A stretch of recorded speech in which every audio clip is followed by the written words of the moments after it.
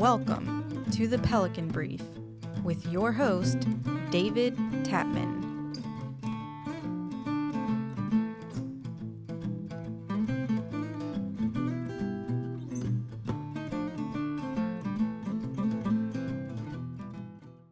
Welcome to the Pelican Brief. I am your host, David Tatman. Thank you so much for listening. We have a special episode today that we're going to talk about one of the major issues in the current 2024 regular session of the Louisiana legislature. And to talk about that issue, the constitutional or proposed constitutional convention, I brought in one of the few guys I know around the Capitol who've actually been doing this longer than I have. And so I want to welcome Joe Mapes to our show. Good morning, David, and thanks for having me here. And yes, I'm in my 50th year. And in case I stuttered, that was 50. And yes, I'm 61. I started lobbying when I was 12. I lobbied Senator Leonard Shawbear outside of Committee Room E in the Senate area. And since then, I lobbied his son, Marty, who served in that seat, and his son, Norby, that served in that seat. My father was the third registered lobbyist in the history of Louisiana. There was no ethics commission. The clerk of the House just gave him a piece of paper with the number 3 on it and said, "Here, you're number 3." Okay. And I always knew from a very young age, just me and my brother, he's 1 year older than I, and he swore off politics, went into civil service. Explain that to me, but seriously. I always knew from a very, very young age that I wanted to do what my father did. And so I just followed in his footsteps. And he was a master, as you know, and I tried to keep silent and pay attention as much as I possibly could. And then met my lovely wife, Sandy, in 1980 with, she had hired her American Association of Beauty Shop and Barber Salon Owners had hired our company to work on an esthetician's bill at that time. And she was so good at being the legislative chair and enjoyed it so much, she stayed. And about 13 years later, she and I got together. We've been married, and now we've got 7 grandchildren, eight on the way. Wow, Yep. That's amazing. Sandy's a great lobbyist. You do a great job at the Capitol on behalf of your clients, and you and I have worked on a number of issues together, and some on the other side.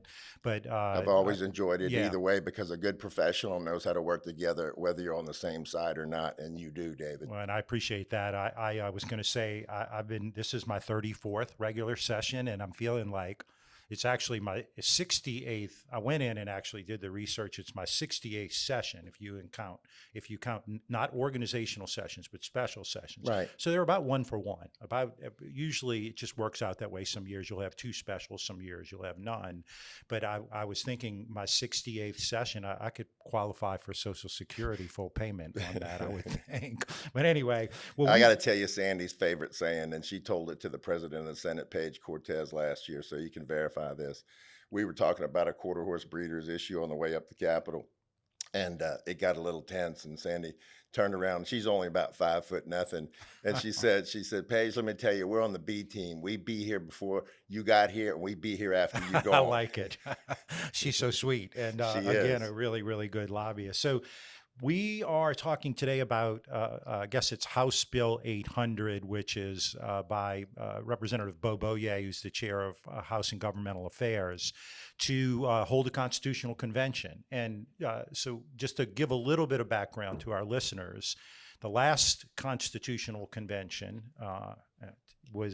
the bill was passed in the regular session in 1972. It was, I think, House Bill 181. It became Act 2. In a number of ways, it did a lot of things, but it provided for the election of delegates, 105 delegates from the 105 House of Representative districts. And then the governor was part of the legislation, the act, allowed the governor to appoint 27 individuals. Now, the legislative intent of that was that these 27 people would come from specific areas of our economy and then geographically across the state, so that there would be not only representation of people who were the delegates who were elected, but also of different industries, so that there was a knowledge. You couldn't Google everything back then. So sometimes if you had, say, a farmer on there, which probably back then half of the legislature were farmers, as somebody who works for Farm Bureau. But, as you know, that process was lengthy. It took. They put people in motels for 3 months at a time. Right. Delegates. That's right. And so, how long was it? Two years? It depends on who you talk to, and I don't know if I should be throwing out so many names here, but well, some people think it was 1 year, and some people think it was 2 years when you talk about everything start to finish. I go with 2 years, because it did take a lot to, and I think you mentioned something that I think really is important that's missing in this conversation with House Bill 800 is the election process of the electors. I mean, of the delegates. Okay. So who are the electors? You and I were having that conversation earlier. It's the people. It was the people in 1971, right? That's right. So in this process, if this bill were to pass by a 2/3 vote over here at the legislature, how much input would come from the public? It's a really, really good point. And if being so, of course, you and I both worked with Bubba Henry very closely. Yes. Edwin Edwards. I mean, we worked with really the two. Great man. And Bubba was one of the last two surviving members of that 73 Constitutional Convention. And the architects of how the process worked. And if you look back historically, the big fight at the beginning was the structure and the rules. I mean, they spent, I believe, 6 months just on the structure and the rules, right? And I think it was well thought out last time. Obviously, you had a Supreme Court justice who served over the Constitutional Convention until they elected their leader, which eventually was Bubba Henry. They worked very hard on the rules. They broke into, again, they didn't have Google, so they were a little bit at a disadvantage. But what they immediately realized was what they Dewey needed Decimal System. was staff.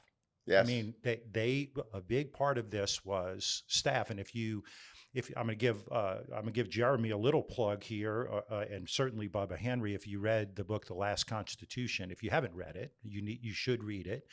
You and I know almost everyone that they mention in that book. I haven't been around as long as you, but all those people sort of carried on. And it talks, a lot about the things that they did not anticipate when they first went in. And I mean, as you go through the book, Bubba Henry had to keep going back to Edwin Edwards and saying, I need more money. I need more money. I need more money. Now, in the House Bill 800, it's funded. So I don't think that becomes as much of an issue. But it's clearly not the same construct is what we're dealing with in House Bill 800. So I just wanted to give a little bit of that background, and I would say it was 2 years because I think you have to start when the bill was filed, and the bill was filed exactly. That's my point. Yeah, in the spring of 72, and the Constitution was approved in the fall of 74. Correct? That's right. That's right. So it's 2 years. Some people I talk to say it's 2 years and 1 month, but we won't get into all of that. But anyway, so let's, as a background there, I mean, look, we have been talking about a constitutional convention, I mean, almost every year since I've been here. Since I've been around, and yes, every year somebody brings it up. That's right. And so this bill gets filed, and I know you've been studying it along with some of your people. And I guess just generally, I've read through it, but give me some of your thoughts on the bill itself, and then we'll talk broadly about perhaps how we might think a constitutional convention should be held. The bill itself has got a couple of words in there that are hard to define. Antiquated, for example. I mean, who gets to decide that? If you and I are talking about what's antiquated, is it official, like 25 years or more? But, somebody might consider some type of thinking outdated if it's only 5 years old. So there's other words in there that are not clearly defined in that piece of legislation. Well, you and I are both over 60, so we're antiquated. But I agree. I don't know. But it goes. I'm sorry to interrupt you, but it goes to what you were saying earlier. They spent 6 months in just arguing and putting together the structure. Of how the electors were who they were gonna be, and how the delegates were gonna be elected, and how they were gonna serve, where they were gonna be housed, and you were talking about budgets and everything. We're not talking about any of that. Mm-hmm. And one of the concerns through the years about cracking open the Constitution, and it came from the business community. It came from, I'm not gonna name names, but it came from the business community. And the concern was that the legislature wasn't qualified to go in there and crack open a precious document like that. And I think they would be. Think they definitely would be if they took some more time. However, you mentioned earlier, time is not on the side of this constitutional convention as far as people delegates staying up at night, burning the midnight oil, studying the myriad of issues that are coming at them, because you know what? They don't really know what's coming at them. That bill is general, and that piece of legislation is general in its parameters. Yeah, so talk a little bit about that, Joe, for our audience. I don't think everybody understands, but how the difference between a bill which makes a statutory change and a constitutional amendment, and what that threshold is. Talk a little bit about that. Yeah, that's a great point. So one of the official rumors going around is that they want to take things out of the Constitution, that when you pass a piece of legislation at the legislature, if it's going to be an amendment to the Constitution, as you well know, and I'm doing this for your listeners, you've got to have a 2/3 vote instead of a simple majority vote. All right. Once you get that 2/3 vote on this proposed constitutional amendment, and it's still proposed because it's got to go to the polls for the voters in the fall. Okay. Then if it gets voted in, which it usually always does, it becomes an amendment to the Constitution. What the official rumor is that we're talking about removing some of these items that we may need more flexibility with, like matters related to the fisc of the state's budget. Okay, we may need more flexibility rather than having to send this issue through the meat grinder, through the legislature every time, and then back through the polls, and you got to spend money on advertising for those, for the people in the polls and everything. So this would take some of these things out of the Constitution, put them in the statute. And what that means is you only have to have a majority of 51% instead of a 70% vote, and you can have more flexibility with those issues. Then that flexibility becomes a concern for some specific issues, and we'll get into that later, like you said. Yeah, and so, as you know this, and I know this as government relations professionals, I've always said that if I had a bill that was mom apple pie in the American way, it would be amended 14 times and put in a conference committee. So to get 70 people to agree on anything is a really heavy lift. So I did a little research since the 74, and I may be off a little bit, so I'm going to give a general range. Since the 74 Constitution was ratified by the people, there have been 300, is it? It's closer to 400, I believe. Okay, yeah. 400, and I think maybe it was 400 that were offered and 300 that actually passed. About 100 didn't pass, and Right. it takes a lot to not pass because people tend to vote for them. I mean, right, 2/3 of the ones that were offered up were passed, and so people, we know that people don't pay a lot of attention to that. A lot of that's had to do with the wording in the past, but we did pass legislation somewhat recently to change the wording at the polls. And I don't know about you, and this is kind of a side subject, but my family and friends are so thankful just sitting around barbecues. I can finally understand what I'm voting on when I go to the polls. And as you know, those go to the civil law for the ballot language and the civil law committee so that they can take a look at it and make sure it's not misleading. But I can tell you, I voted on constitutional amendments which were reverse, where it sounded like it said one thing, but it said another thing. That is not an accusation that anybody did anything wrong. It may have been the only way to state that, but the reality of it is, and I just, I'll probably get in trouble with some of my listeners, but most people really don't pay attention to it. They don't take the time, and frankly, a lot of people don't take the time to even learn about the candidates. They see a commercial, they like them, they're pretty, they speak in a dialect like they speak, whether it's Cajun or Nolans or whatever, and okay, I like that guy, That's a podcast for an entirely different day. It is. So, so one of the big things is that there will be no election for these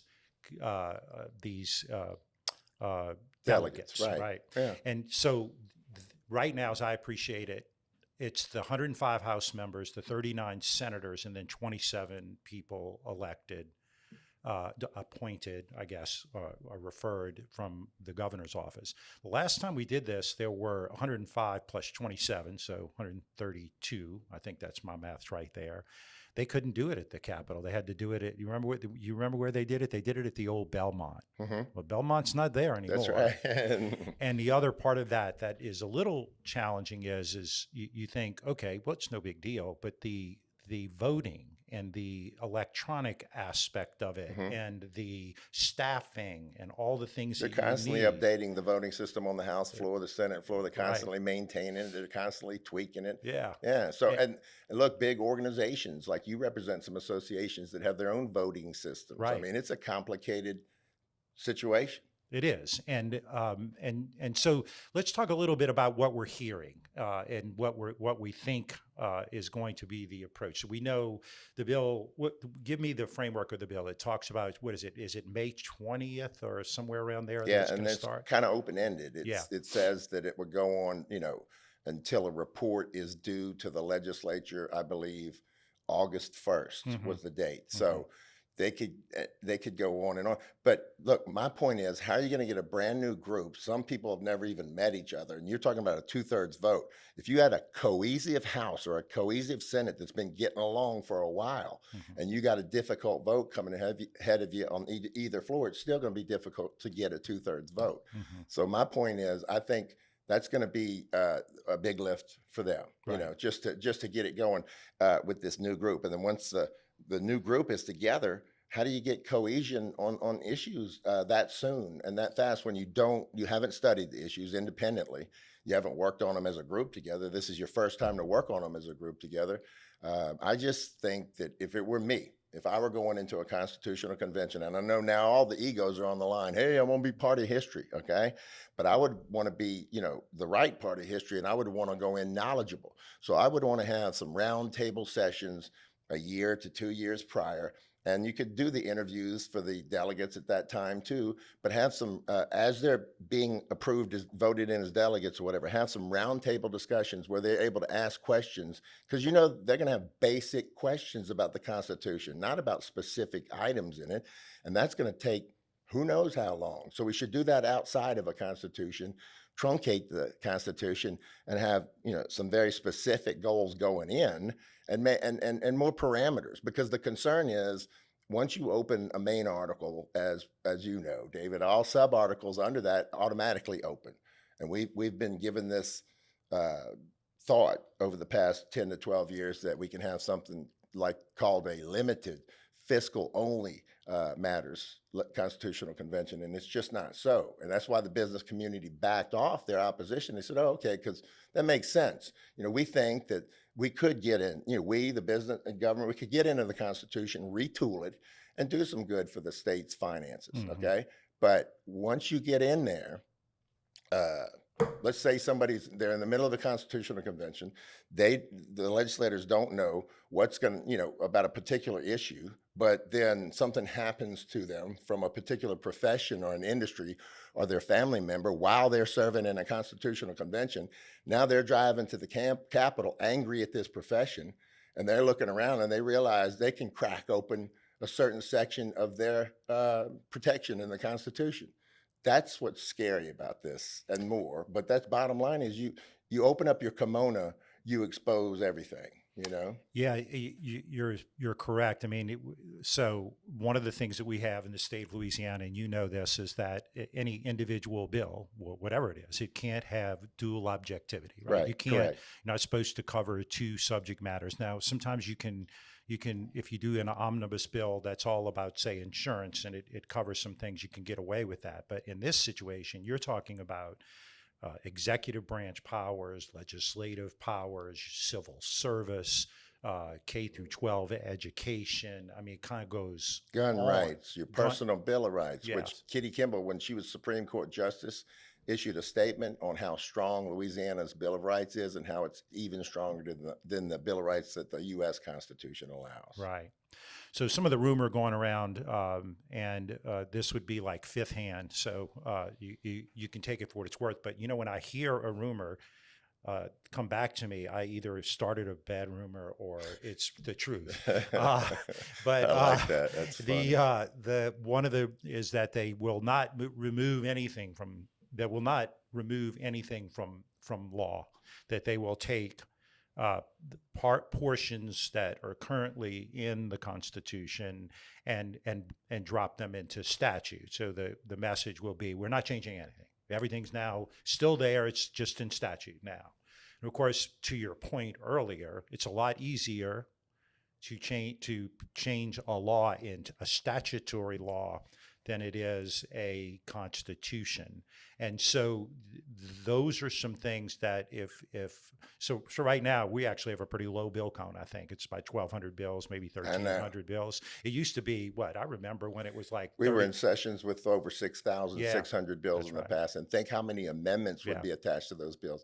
I saw one bill in that session that had 150 pages of amendments to it. That's crazy. And they would all have the effect of law, each one of those amendments, if they pass. So right. So 1,200 bills, I'm not going to say is easy. I would never say that, because then we'll get our butts kicked, right? But we're pleased to see this amount so far. Unfortunately, I think I'm tracking about 300 of them, but I haven't. Right. We are at the late bill filing deadline, so I don't want to jinx myself. There may be some more. Tell me, what if you were the king and you had the wand? Tell me how you would put together the Constitutional Convention. I would take 2 years out. I mean, I would talk about the legislation just like they did in 71, and then I would start the process of letting the legislature know how things work. That, look, we've got to pass a piece of legislation to form a constitutional convention. It takes a 2/3 vote. So I would educate them first, try to get them as knowledgeable as possible. And then I would have to do some type of a media campaign, for the people, because they would be the ones electing the electorate, the delegates. And so they have to understand that this is their time. That I'd have to have some type of PR campaign that shows people that government is for the people, by the people, for the people, and of the people. This would be the perfect opportunity to show that, for them to get involved, roll their sleeves up, actually get to know who the potential delegate candidates are, get to know them, and elect the right candidate, just like they do in, for the state house or the state senate. Mm-hmm. Once you get that in place, I'm just thinking as I'm speaking, it seems that'd take about 3/4 of a year right there or a year, if not. And then you go into, actually having the roundtable discussions. I think that once you get your delegates in place, having roundtable discussions where they can raise their hands, ask fundamental questions about the Constitution, specific questions about items in the Constitution, and then go in there armed and knowledgeable to represent the people that elected them. Right now, to me, that's a big chunk that's missing in this process. I'm not against the governor's idea for a constitutional convention, and I'm not against the concept of the idea of a constitutional convention. I would just suggest that we want to take more time and give it more careful thought and consideration than House Bill 800 would give it.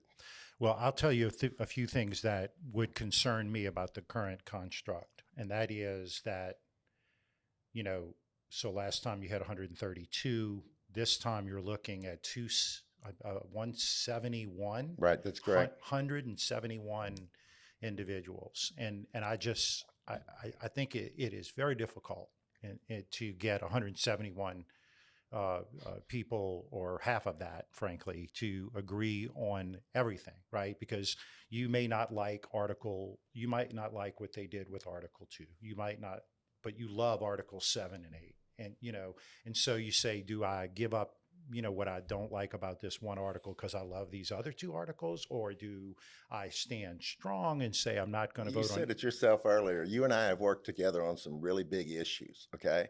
What if you and I got hired and it was just you and me, and we had to go at that 171, and we had to get a 2/3 vote on a very high profile, intense issue? I'm going to tell you what you and I would say to each other, but not on camera. Yeah, I'm going to wait until. Well, the other part of it is we'd need a really big budget, and we would need a lot of soldiers, because you start looking at it and talking to, it seems, right now in each of the bodies, you and I do most of our work in committee, where we're dealing with, maybe 16. That's another excellent point. Or maybe 7 or 8. When you get into the, I always think, and I love all of my House of Representative members, but many of whom listen to our show. 105, man. I always say the House is 105 free agents. It's different. The Senate is much more cohesive. They are, I think it has to do with the fact that when you go down to the well in the Senate, you have to share the mic. So it's a little bit like when you're looking in someone's eyes, it's Right. just a little bit of a different deal. And you've seen people, you've seen it. You've seen people come from the House who are very fiery and they go to the Senate and it's just a different feel of it. Demeanor. It's a totally But different it's demeanor. 39, Mhm. so even at 105, it's a lot. But 170 something, I mean, think about, and I will say this, but think about how dysfunctional the United States House of Representatives are at 435. Correct. 435. That's just like too many to me. Oh, right? yeah. And but I guess because of smaller states, they may only have one. That's the way they had to do it. But it does seem difficult. I think personally that they ought to elect the delegates. It's not it's not an affront to Beau. I think Beau is a great legislator. I agree. I think he's one of the good guys and one of the nicest people at the Capitol, and I think he's going to be open to ideas. But I think they ought to elect delegates. I think people ought to run for that seats, for those delegate positions, saying what they're going to do. I don't have a problem with the governor appointing the 27, but I think in today's age, there ought to be some consideration for little buckets, right? We need these many people from oil and gas, and we need these many people from agriculture, all the things that our state does, tourism, trade, whatever. I think that as opposed to just 27 delegates, I think it ought to maybe be 27 delegates with buckets to where you can bring some people in. And then, of course, it's going to be up to the governor and whoever's in charge to make sure that those people are doing it for the right reasons and they are concerned about the whole state. I would hope there would be a good amount of experts in that 27, because with the legislators, regardless of how much education they're going to get prior to a constitutional convention, they're not going to be experts on constitutional law and certain parts of industry and that's in the Constitution. So I would hope that 20 parts of the 27 would be I mean, experts from the private sector. Sure, you can be an expert in oil and gas, but know nothing about K through 12 education. You can be big into secondary education, to the universities, to tech schools. I mean, there's just so many things. I think you would see in that framework where our priorities are, which I think is going to be really important. You and I both know, and I think our listeners know, that Louisiana is one of the only, if not the only, southern state that's losing population.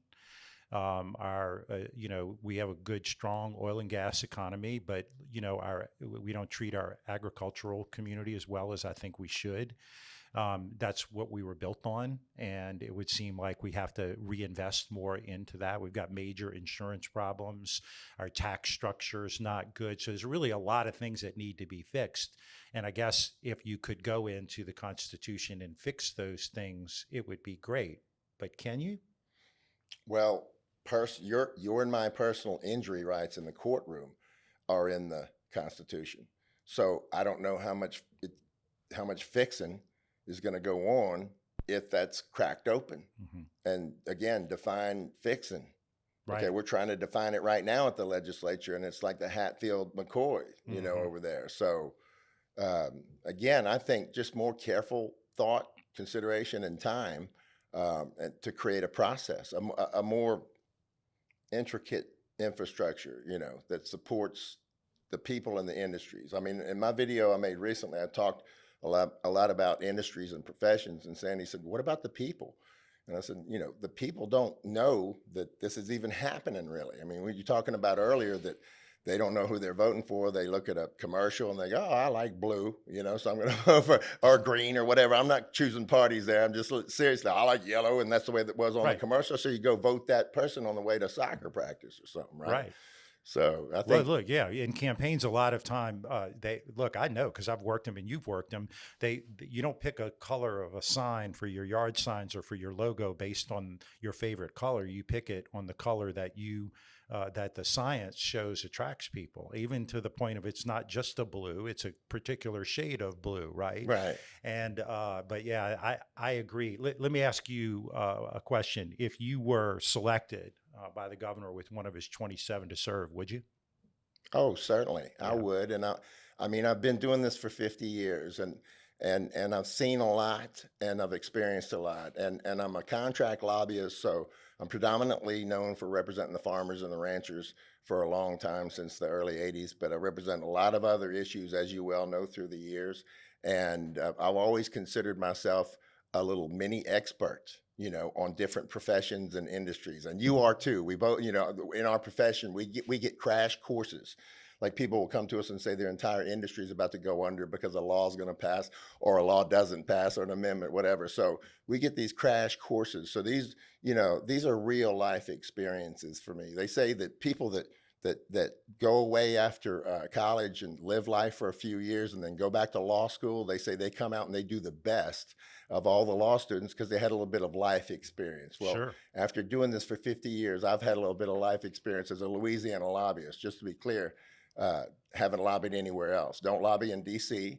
That's somebody else's bailiwick. I like Louisiana politics. You can work with people here and get things done. Yeah, I agree with you. We've done federal work before. We don't love it. The whole 435 thing. Most of the work that we did at the federal level was in the United States Senate back in the late 90s. So I'll go to Washington, but I don't really want to lobby Same.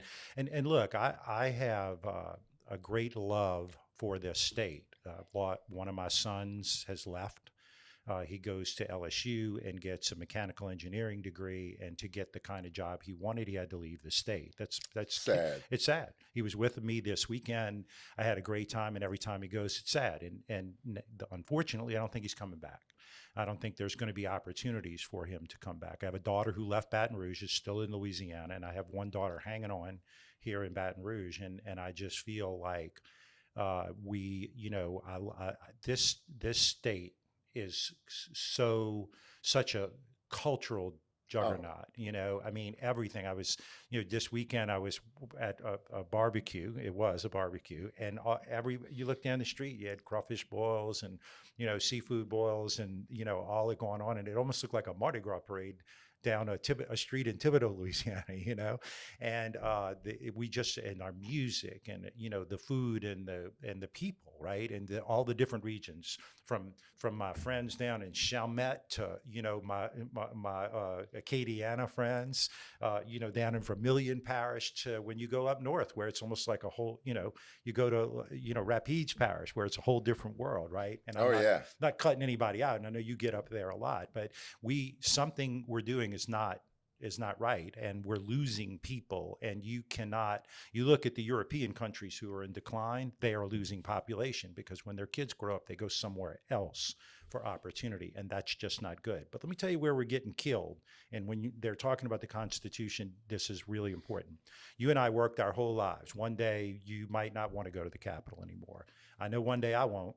And when I don't go to the Capitol anymore, why wouldn't I take all of the wealth, whatever wealth I earned, and just go spend it somewhere else? Go to Tennessee, go to North Carolina, where it's safer, lower crime, lower taxes, all that. When you have that wealth, and I'm not talking about me, I'm talking about a lot of people that I know that have left and moved to Tennessee. I mean, Tennessee's killing us, right? Mm-hmm. And they take that money and they go invest it in there. They buy a house there. They spend money at the grocery. They travel there, their airports, their everything.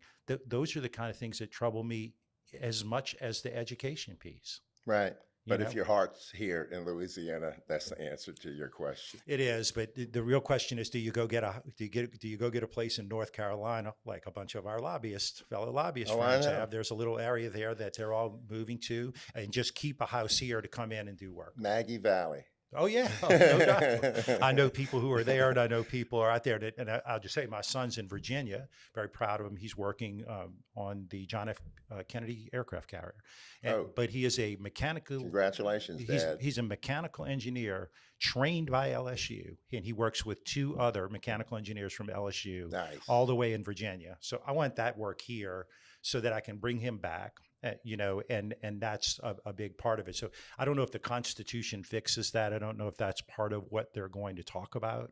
I don't know if as a part of the Constitution, they're going to get into any of that, or if they're just going to strip it down. But that's a valid question to consider. Yeah. because you really just don't know. So any parting wisdom for us, Joe? Just stay the course. I mean, it seems sometimes that your issues over here at the Capitol are going to turn out wrong or bad. And it's kind of like I told Joe McPherson one time when he was in the Senate and I was working with him. I said, working with you is like being on a wild roller coaster ride, Joe. And I said, but if you know Joe's there waiting for you at the end, you just hang on and everything's going to be okay. And so that's what I'd say with this constitutional convention, with the issues that are over at the Capitol. Just hang on, hang in there. When you say Joe McPherson, I tremble a little bit. But well, he says it's McPherson. There's no fear in McPherson. I love it. Well, that's our show for today. We want to thank you for tuning in to the Pelican Brief. You can find us on the web at pelicanbriefpodcast.com. You can also follow us on social media at Pelican Brief 225. That's Facebook, Instagram, Twitter, all of them. And then you can find us on all of the podcasting platforms, as well as if you would like to look at Joe and I, you can go to YouTube, and our handle on YouTube is at the Pelican Brief 225. That's our show. Thank you. And until next time, we'll see you.